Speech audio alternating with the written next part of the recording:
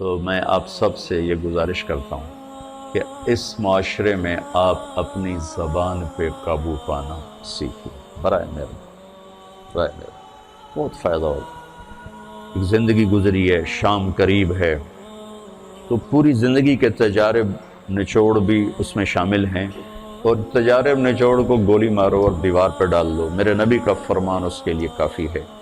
اور معاذ بن جبل سے فرمایا کہ تمہیں پورے دین کا نچوڑ بتاؤں، کہا جی کیا؟ تو آپ نے اس حدیث کو میں نے پتہ نہیں ہزاروں لاکھوں دفعہ بیان کر دیا ہے، اور ہر دفعہ بیان کیا ہے کہ اچھا یہ ایسے کر کے کیوں فرمایا؟ یہ پہلے کیا، پھر کہا کف ھذا، اور کہا کس کو ہے؟ جن کے بارے میں آتا ہے کہ اس امت کے علماء کا جھنڈا قیامت کے دن معاذ بن جبل کے ہاتھ میں ہوگا، اتنے بڑے آدمی۔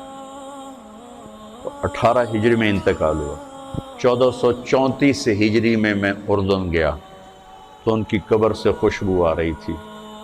1400 سال گزر گئے، ان کی قبر سے خوشبو کا آنا بند نہیں ہوا۔ اتنے بڑے آدمی کو کیسے سمجھایا؟ بچے کی طرح کہ معاذ اس زبان پہ قابو۔ تو آپ سب کو، اپنے آپ کو بھی کہتے ہیں،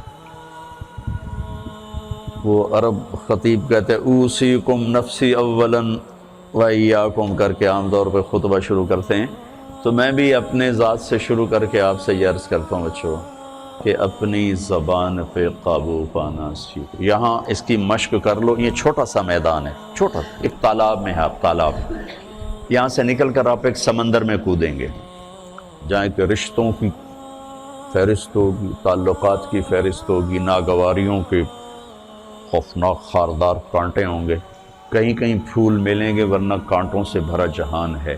اگر آپ نے یہاں پریکٹس کر لی تو پھر آپ اس میدان میں جا کر انتہائی خوبصورت معاشرے کا فرد بن جائیں۔ آپ کو جتنے بھی ہے، کسی کے پاس 2 سال ہیں، کسی کے پاس 4 سال ہیں، کرنے کو تو ایک دن بھی بہت ہوتا ہے اگر اللہ تعالیٰ دل کی آنکھ کھول دے۔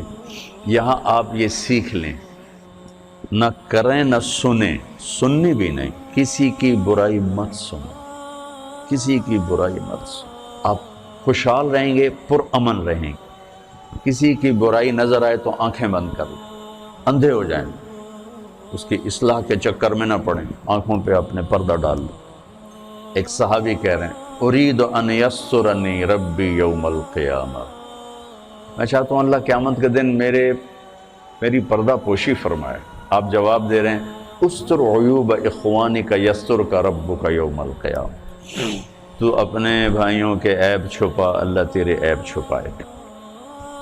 نہ کسی کی کمی بولو، نہ سنو، نہ دیکھو، تو آپ کے دل کا برتن صاف رہے، خوش رہو گے۔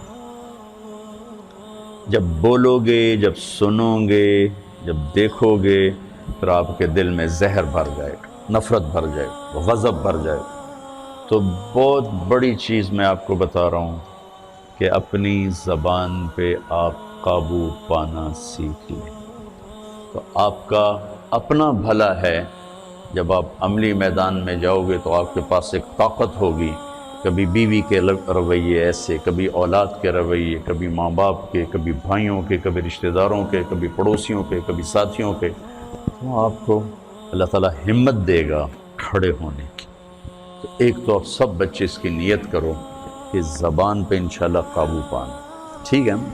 سچ بولنا ہے، جھوٹ نہیں بولنا، جھوٹ لعنت ہے ہر انسان کے لیے۔ اچھے بولنے، غیبت نہیں کرنا، بہتان نہیں باندھنا، کسی کو بے عزت نہیں کرنا، کسی کی بے اکرامی نہیں کرنا، کسی کی اصلاح کے چکر میں اس کے عیب نہیں پکڑنا، بس اپنے دھن رے دھنی یا اپنی دھن۔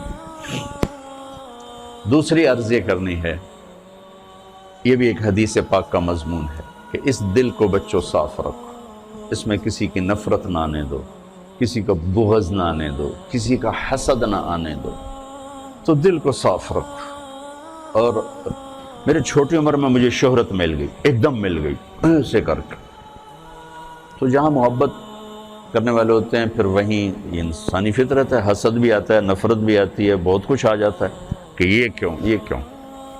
تو مجھے بہت بڑی مشکل کا سامنا کرنا پڑا، جھوٹے الزام اور بہتان تو میری پیشی ہو گئی مولانا جمشید صاحب کے پاس، تو فرمانے لگے تو کیا سوچتا ہے کہ انہوں نے یہ کیوں کیا ہے؟